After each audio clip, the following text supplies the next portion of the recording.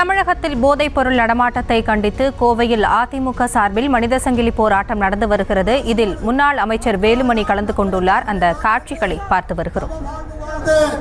புரட்சி தலைவி அம்மாவுடைய அருளாசியோடு இருவரும் தெய்வங்கள் மறைவுக்கு பின்னாலே 4.5 ஆண்டு காலம் தமிழகத்திலே நல்லாட்சி புரிந்தவர் அனைத்து இந்திய அண்ணா திராவிட முன்னேற்ற கழகத்துடைய பொதுச் செயலாளர். இது குறித்த கூடுதல் விவரங்களோடு இணைகிறார் எமது செய்தியாளர் அருண். அருண், வணக்கம். விவரங்களை வழங்கலாம்.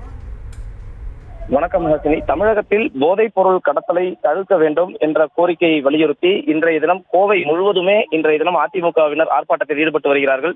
இந்த போராட்டம் என்பது மனித சங்கிலி போராட்டமாக அனைத்து பகுதிகளிலும் நடைபெற்று வருகிறது. ஒவ்வொரு சட்டமன்ற தொகுதியின் அடிப்படையில் 10 சட்டமன்ற தொகுதிக்குட்பட்ட அனைத்து பகுதிகளிலும் நடைபெற்று வருகிறது.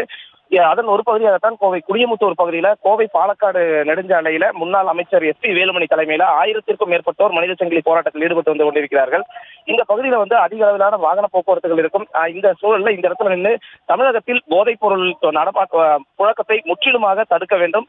போதைப் பொருள் புழக்கத்தை தடுக்க தவறிய தமிழக அரசு உடனடியாக பதவி விலக வேண்டும் என்ற கோரிக்கையை வலியுறுத்தி இவர்கள் முழக்கங்களை எழுப்பி வந்து கொண்டிருக்கிறார்கள்.